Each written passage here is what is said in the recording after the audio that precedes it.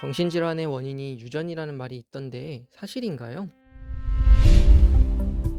정신질환의 원인 중 유전학적인 요인도 포함될 수 있습니다. 실제로 쌍생아 연구 결과 등을 통해 어느 정도 확인할 수 있습니다. 하지만 정신질환의 원인을 유전과 같이 생물학적인 관점에서만 볼 수는 없습니다. 정신질환의 원인은 매우 다양합니다. 크게 생물학적인 원인, 정신적 원인, 사회적 원인으로 나누어 볼 수 있는데 어느 하나의 요인으로 인해서 정신질환이 발생한다고 하기보다 각 요인들의 상호작용으로 인해 발생하는 경우가 많습니다. 그렇기에 중요한 것은 정신질환이 발생한다고 해서 어느 한 사람 개인의 잘못이거나 가족들의 잘못이라고 단정 지을 필요는 없다는 것입니다. 비슷한 오해로 마음이 약한 사람들이 우울증에 걸리며 마음을 강하게 먹으면 극복할 수 있다는 오해가 있는데요. 이 또한 정신질환을 개인의 책임으로 돌리는 것이지만 우리가 암에 걸렸을 때 단순히 마음을 단단히 먹는다고 신체 질환이 저절로 치유되지 않는 것처럼 정신질환 또한 단순히 개인이 마음을 단단히 먹는다고 해서 저절로 치유가 되는 것은 아닙니다. 정신질환이 복합적인 원인에 의해 나타나는 만큼 정신질환을 치료하기 위해서는 어느 한 사람의 노력이 아니라 누군가 함께 해주었을 때 치료 효과가 더 좋을 수 있습니다. 흔히들 정신질환은 불치병이라고 하는데 약을 평생 먹어야 하나요? 많은 사람들이 정신질환을 불치병으로 오해합니다.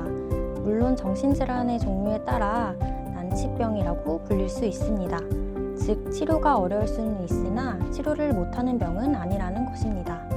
또한 약물의 경우에도 초기에 약물 복용을 통해 증상을 관리하여 질환이 만성화되지 않는다면 약물 또한 중단할 수 있습니다. 물론 일부 질환의 경우 당뇨병이나 고혈압처럼 지속적으로 약물을 복용하여 증상을 관리하는 경우도 있으나 당뇨병 환자나 고혈압 환자들이 약을 잘 복용하면 큰 어려움 없이 일상생활을 할 수 있는 것처럼 약물 복용을 통해 일상생활을 유지할 수 있습니다. 정신과 약을 먹으면 지능이 떨어지거나 바보가 된다던데 사실인가요? 정신과 약을 복용하는데 고민하게 되는 가장 큰 이유는 부작용 때문일 것입니다. 어떤 사람들은 질문에서처럼 지능이 떨어진다고 오해하기도 합니다. 세상 모든 약에는 부작용이 있습니다. 우리가 감기에 걸리면 복용하는 감기약에도 부작용은 있으며 편의점에서 쉽게 구매할 수 있는 상비약에도 부작용을 가지고 있습니다. 하지만 이러한 부작용이 흔하게 나타나거나 그 정도가 심하지 않아 문제가 되지 않는 것입니다. 정신과 약도 마찬가지입니다. 물론 초기 1세대 정신과 약들은 근육경진, 손떨림, 비정상적 운동장애 등의 부작용을 가지고 있었습니다. 이를 개선하기 위해 지속적인 연구가 이루어졌으며 2세대 약물에서는 기존의 약물보다 훨씬 더 적은 부작용을 보이고 있습니다. 그렇다고 해서 2세대 약물이 모든 사람들에게 더 좋은 것은 아닙니다. 사람에 따라 2세대보다 1세대 약물에서 더 좋은 효과를 얻는 경우도 있기 때문입니다. 그렇기에 정신과 전문의에게 자신의 증상과 부작용 등에 대해 자세하게 말하는 것이 중요하며 자신에게 맞는 약물과 용량을 처방받은 후에는 처방전에 따라 복용하는 것이 매우 중요합니다. 초기에는 개인마다 약물에 대한 반응이 다르기 때문에 때로는 약물에 대한 부작용이 많이 발생할 수도 있으나 주치의와 상담한다면 부작용을 줄이는 약을 처방하거나 다른 약으로 변경하여 치료를 지속할 수 있습니다. 그렇기에 부작용에 대해 너무 걱정하거나 무서워할 필요가 없습니다. 영화에서 보면 정신질환자들은 평생 병원에 갇혀 사는 모습을 보게 되는데 사실인가요? 영화에서는 자극적으로 표현하거나 긴장감을 주기 위해 정신의료기관을 매우 무섭거나 가혹행위가 일어나는 곳으로 표현되기도 합니다. 모든 사람들이 정신의료기관에 강제로 입원하는 것은 아니며 치료를 위해 입원한다고 해서 평생 동안 갇혀서 살아가는 것도 아닙니다. 물론 증상으로 인해 스스로 치료를 받는데 어려움이 있는 경우 보호자의 동의를 받아 입원을 하는 입원 방법도 있으나 이러한 가정과 조건은 매우 까다롭습니다. 또한 자타의 위험성이 높은 응급 상황에서도 치료가 필요할 때에는 경찰에 의한 응급 입원을 하는 경우도 있습니다.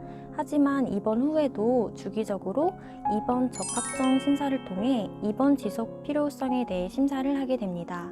그렇기에 평생 동안 병원에 갇혀 살아가는 것은 절대 아닙니다. 정신과 치료 후 기록이 남아 취업에 불리하지는 않나요? 많은 사람들이 내가 정신과 치료 후 취업하려는 곳에서 미리 내 의료 기록을 보고 취업을 시켜주지 않으면 어떡하지 라고 걱정을 합니다. 하지만 모든 의료 기록은 의료법에 의해서 보호되고 있습니다. 그렇기에 그 누구도 함부로 의료 기록을 열람할 수 없으며 일부 특정한 직업군 외에는 취업을 위해 의료 기록을 제출하라고 할 수도 없습니다. 특히 정신질환이 있다고 해서 취업이나 자격 취득에 제한을 가하는 것 또한 모자보건법, 영유아보건법 등 일부 법으로 규정하고 있는 범위에서만 가능합니다. 그렇기에 단순히 정신과 치료를 받았다고 해서 취업에 불리하지는 않습니다. 뉴스를 보면 정신질환자들이 범죄를 많이 저지르는 것 같은데 실제로 정신질환자들이 범죄를 더 많이 저지르나요? 정신질환자들도 일반인들처럼 범죄를 저지르기도 합니다.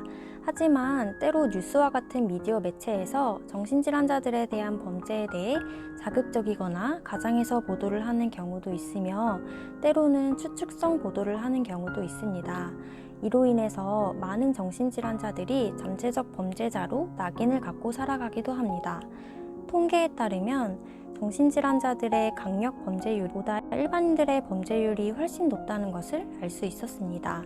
하지만 정신질환자들에 대한 범죄가 발생할 경우 뉴스와 같은 매체에서 자극적이거나 가장해서 보도를 하거나 범죄자가 정신질환자가 아님에도 혹시 정신질환자는 아닌지 의심을 하는 보도를 하는 경우가 많아 이러한 오해가 발생하였습니다.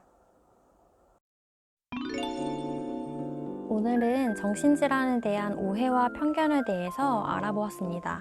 영상 설명란에 이벤트에 대한 설명이 안내되어 있으니 많은 참여 부탁드리겠습니다. 구독과 좋아요, 알림 설정까지 잊지 말아주세요. 안녕!